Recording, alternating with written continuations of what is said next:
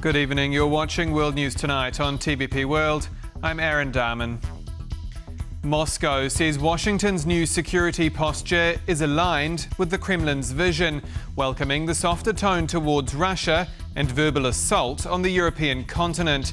More in just a moment, but first, the latest headlines. The Pentagon singles out Poland as a model ally and promises a special favour. US President Donald Trump's envoy Keith Kellog says Ukraine peace talks are in, quote, the last 10 metres. And Germany's top diplomat heads to Beijing. But we begin tonight with an online spat between the richest man in the world, a key ally to Russian President Vladimir Putin, and Poland's top political brass.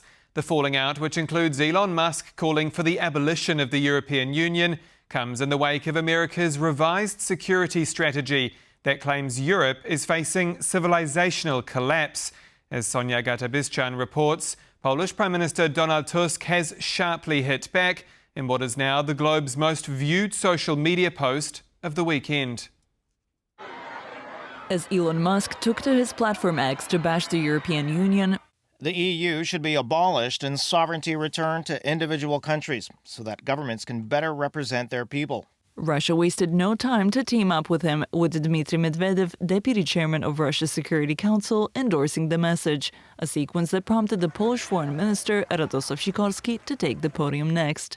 If anyone still had any doubts about who all this anti-EU talk about sovereignty serves, it's those who want to profit from sowing hatred and those who want to conquer Europe. Musk's post files a €120 million fine imposed on X by the European Commission on Friday for breaching its transparency obligations under the Digital Services Act, a fine harshly opposed to by the US administration. The EU should be supporting free speech, not attacking American companies over garbage. This is not about freedom of expression. This is about the EU telling big platforms that they can't ignore hate speech, that they have to be responsible in how they moderate content. And the big companies don't want to hear that. Aside from Russia, Hungarian Prime Minister Viktor Orbán was among the European far-right politicians who subscribed to Musk's stance. The Commission's attack on X says it all. When the Brazilian overlords cannot win the debate, they reach for the fines. Europe needs free speech, not unelected bureaucrats deciding what we can read or say. Hats off to Elon Musk for holding the line. But the data tells a different story. Looking at the World Press Freedom Index published by Reporters Without Borders, the top 8 out of 10 countries on the list with the most freedom are EU members, whereas the US places 57th in a record low.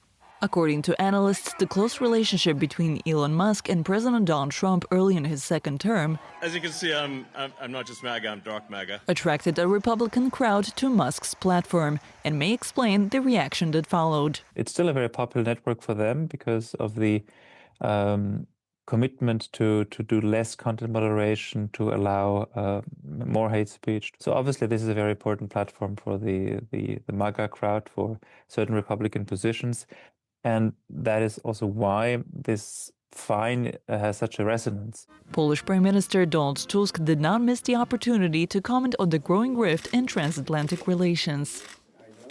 Dear American friends, Europe is your closest ally, not your problem. And we have common enemies. At least that's how it's been in the last 80 years. We need to stick to this. This is the only reasonable strategy of our common security, unless something has changed. Tusk's message was the platform's most viewed post in the 24-hour period around the time it was posted. For TVP World, I'm Sonia Gata-Biszczan. And as Europe faces the reality of Washington's newfound position, US Defence Secretary Pete Hegseth is doubling down, saying it's time for hard-nosed realism instead of utopian idealism. At the same time, Moscow is welcoming America's about-face, even as Hegseth promises a special favour for some model allies, including Poland. Our defence correspondent Zuzana Jurek explains. Out with utopian idealism, in with hard-nosed realism.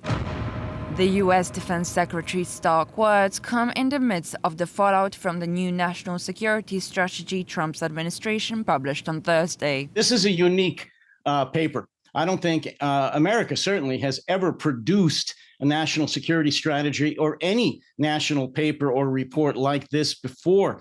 It pretty much is almost a campaign speech by Donald Trump and totally reverses our, meaning America's, emphasis on supporting democracies around the world. At its core, the document positions the Western Hemisphere as Washington's security priority. It alludes to the return of great power competition, that is, that smaller countries are to accept the dominance of mightier neighbors, the US, China, and Russia. That came about after World War II and helped build the current alliances. This is a transactional administration. The Trump administration only looks for what they could make out of this financially, monetarily. And Moscow appears to be welcoming this revised approach with open arms. The adjustments that we see correspond in many ways to our vision. And the tit-for-tat positioning of Washington was evident in Hegseth's monologue as he repeated the criticism waged against what Trump's administration terms as Europe's freeloading. They turned American allies into dependents, all but encouraging these nations across Europe and around the world to free ride while we subsidize their defense with U.S. taxpayer dollars. But while preaching about the need for Europe to collectively take charge of its own security and boost its defense spending, special recognition was given to a number of partners from the old continent. Allies that step up, like Israel, South Korea, Poland, increasingly Germany, the Baltics, and others, will receive our special favor. Allies that do not, allies that still fail to do their part for collective defense, will face consequences. The mention of Warsaw and Berlin comes as both nations move to significantly boost their defensive capabilities, with Poland in particular poised to reach 5% GDP spending on defense by 2026.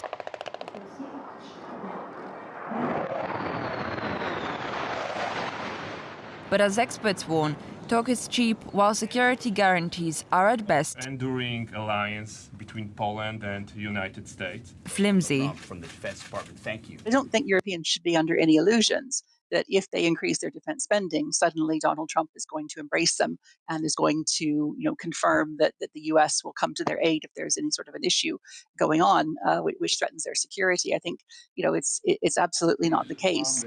For TVP World, Zuzanna Jurek. And we'll break down all of this with Elizabeth Braw, Senior Fellow at the Atlantic Council, later in World News Tonight. Moving to Ukraine now, where Donald Trump's outgoing envoy, Keith Kellogg, says a peace deal is close for the war-torn country. In fact, Kellogg insists negotiations are in the last 10 metres, with land concessions and the future of the Zaporizhzhia nuclear plant, the last two sticking points to be resolved with Russia. And as Natalia Komarov reports, Volodymyr Zelensky is heading to London on Monday to sit down with the so-called Coalition of the Willing. Another sleepless night in Ukraine and another busy morning for the country's rescue workers. At least 2 people were killed as Russian drones and missiles rained upon multiple settlements in central Ukraine, damaging civilian infrastructure and residential buildings.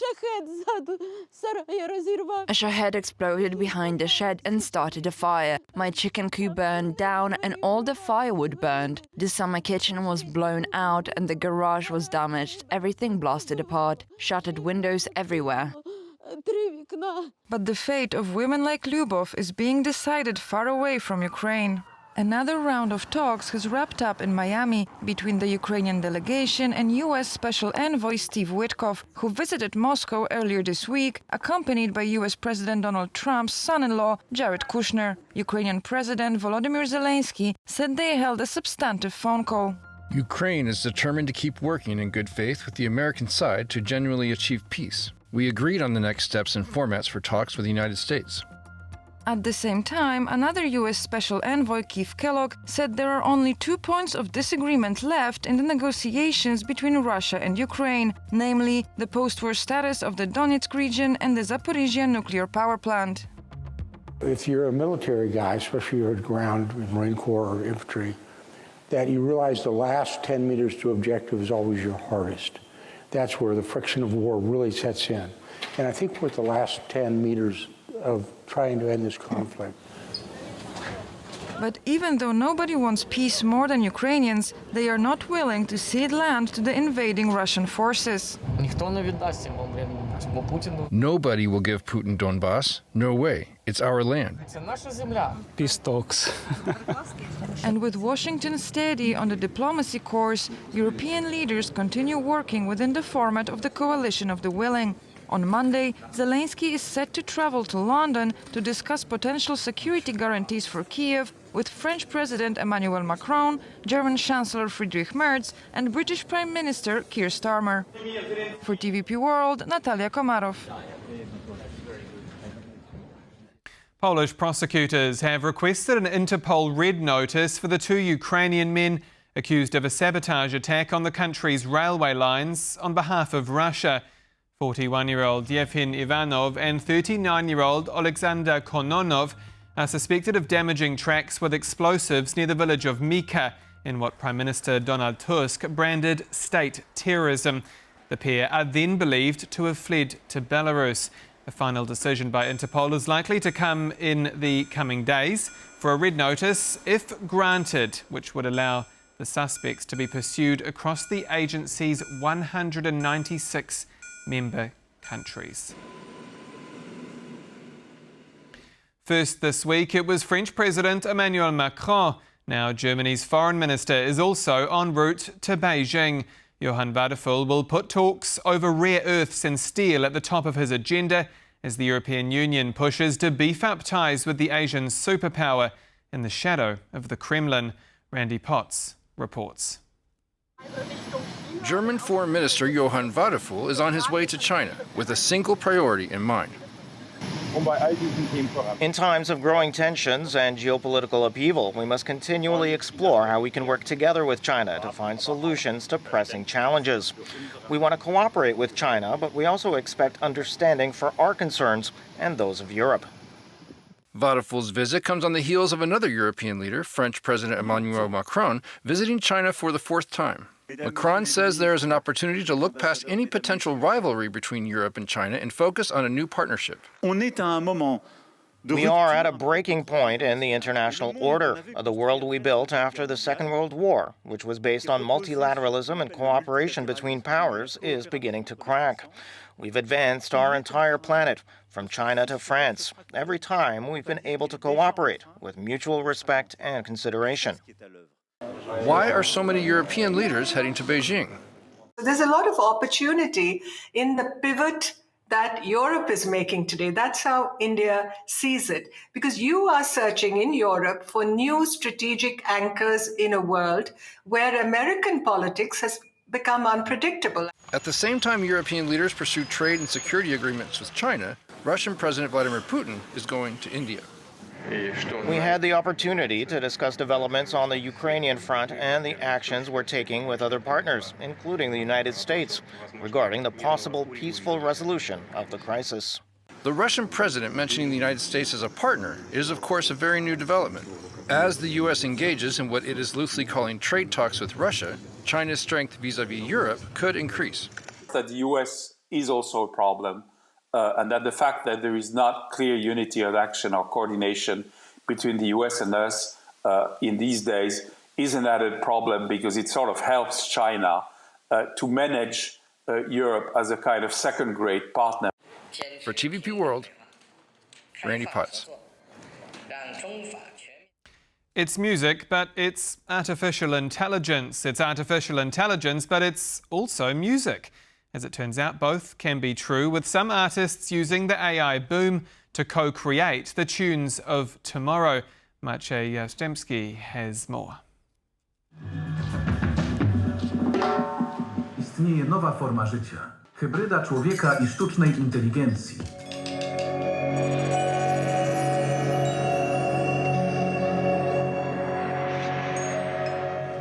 This is Gniewomir Tomczyk, the organizer of Futuropolis, a conference discussing the use of AI in music at Warsaw's Chopin University of Music. Talking with his band member, an AI model self-named Lerayo. Look, we've got musical breakthroughs as another stage of development on our agenda. What's your response to that? It's a great topic. Indeed, AI is creating brand new possibilities in music. It's another step in the evolution of sound production and composition. It should be stressed that AI does not replace artists, but may become sort of a creative partner who pushes us toward the new. We asked musician Hania Dere, who recently ran one of her songs through an AI model, how good the cover was. The quality of sound and the form, like the AI use almost every harmony, every rhythmic stuff which I played in my song. It was really good and I'm a little bit scared. I can understand fears. Development of artificial intelligence, of course, could be dangerous from the perspective of replacement. We can generate very easily almost perfect music. This is, of course, normal. I could see that instead of composing by themselves, it's better to use such tools. So I'm talking about cognitive laziness. According to singer Marika, a song generated by AI is inferior to one she writes herself. Why do I think it's good and important? Because people experience it better. They will cry as it plucks tender strings within. How did I manage it? I avoided using words like machines would, making connections mathematically, intellectually. I used my own modern, yet human experience.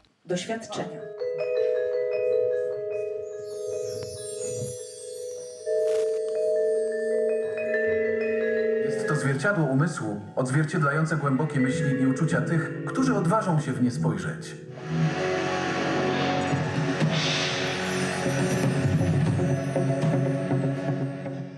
This begs the question, what is it people are truly looking for in art?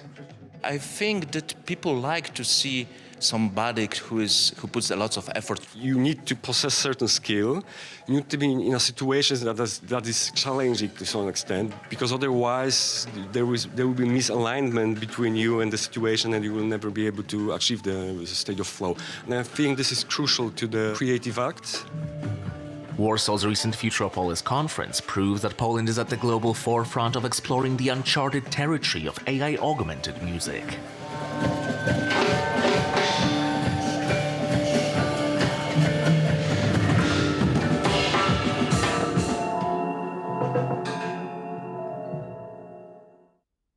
And joining me now is Elizabeth Braw, Senior Fellow at the Atlantic Council. Good evening, ma'am. Good evening. I want to read you a line from Prime Minister Donald Tusk. He says, quote, "Dear American friends, Europe is your closest ally, not your problem, and we have common enemies unless something has changed." Ms. Braw, I want to ask you tonight, has something changed? Nothing has changed in Europe, and I think Prime Minister Tusk expressed a sentiment that's held widely across our continent.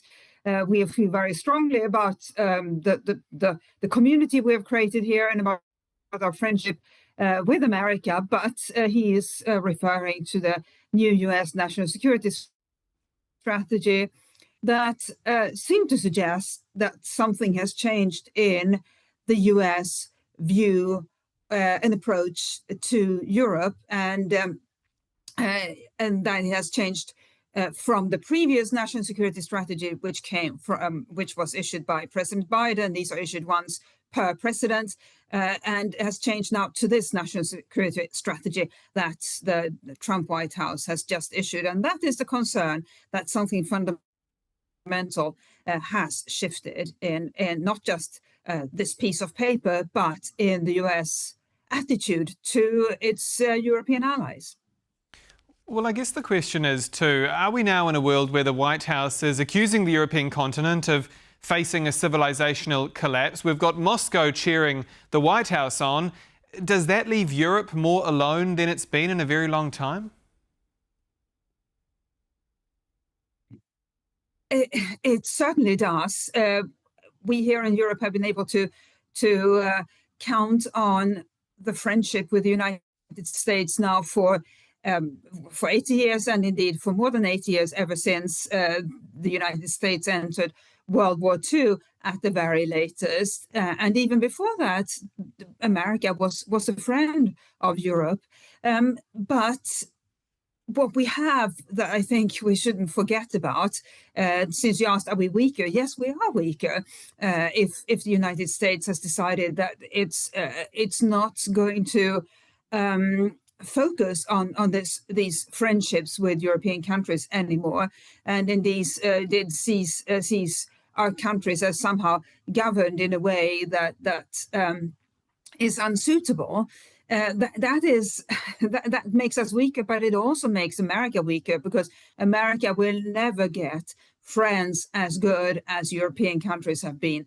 European countries, whether the EU, whether Europe as a continent, whether the European part of NATO, European countries have been incredible allies and supporters of the United States, which has helped give America the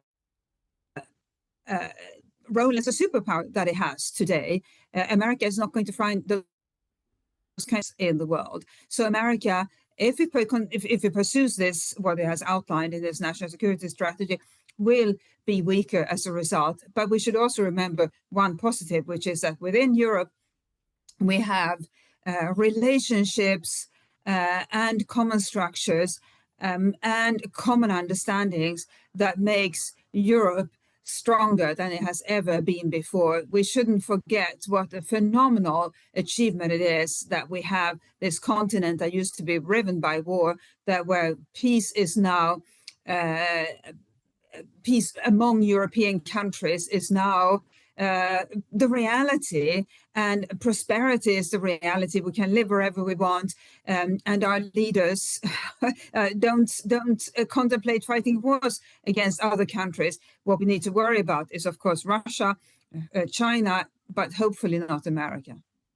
Now, in a way, Poland seems to be caught in between two worlds. Pete Hegseth saying today that Warsaw is a model ally and will get a special favour in the future. That same sentiment, of course, was shared throughout this US security posture, making mention of this, quote, healthy Central and Eastern European region. Is Washington trying to charm this region into perhaps becoming its European mouthpiece? More leaders like Viktor Orban?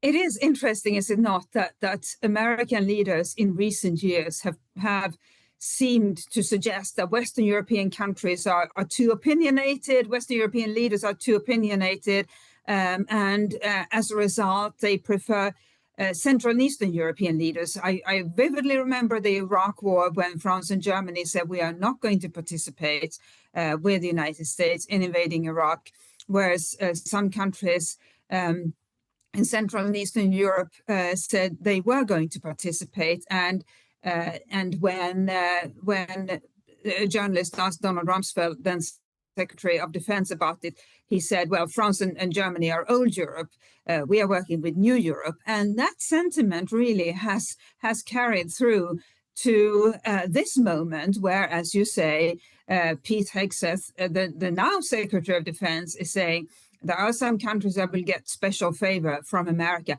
But I think that the challenge there is that if it's special favor, then there is nothing permanent or lasting or guaranteed about it. It's something that a favor is something that can be dispensed or withheld. Now, this weekend, speaking of Poland, we've seen an exchange between the richest man in the world, Elon Musk, and a former, of course, unelected right-hand man to President Trump, and Polish Foreign Minister Radosław Sikorski. Musk saying it's time for the EU to disband. He's, of course, backed by Russia's Medvedev, and Minister Sikorski telling him to go to Mars. How do you read into Mr. Musk's comments? I mean, should we take them seriously given his links to the White House, or are they just letters on a keyboard?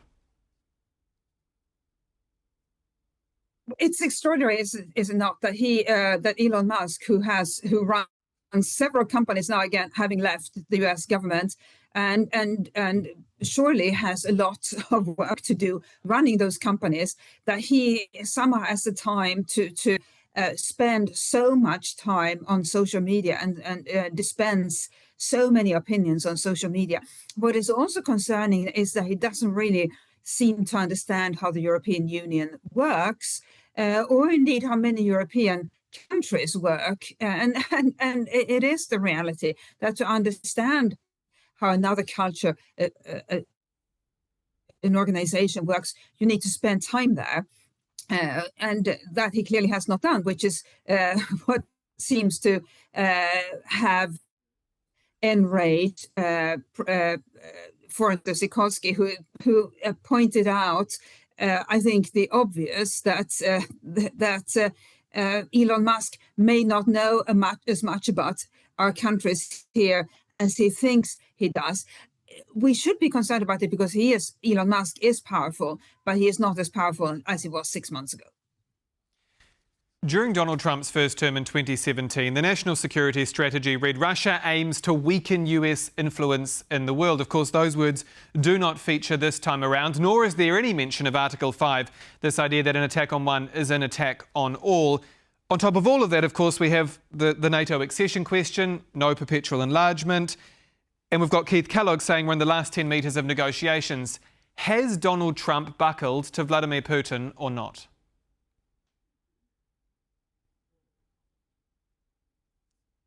It is an extremely troubling document to read. We don't know how it came together. We don't know exactly who was involved, but it certainly is very favorable to Russia and to countries that traditionally have not. Countries other than Europe. So it's favorable, disproportionately favorable to.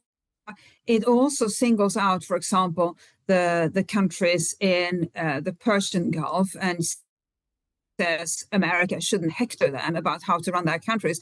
Then the documents at the same time says about European countries. It is extraordinary, and I think it's all based on a business first view of the world, where America wants to do more business with countries like the ones in the Persian Gulf, with Russia, and Europe it considers mostly a burden because here the trade links are already massively strong, but what seems to be the case in the attitude towards Europe is that there is some sort of resentment of Europe that this White House doesn't have of Russia or of the countries in the Persian Gulf. It really is an extraordinary document that is hard to understand and even harder to live with. Elizabeth Braw, Senior Fellow at the Atlantic Council. Thank you again, as always, for your time. Thank you. And that's all for World News Tonight. Do stay with us here on TVP World for more. I'm Aaron Darman. Good night.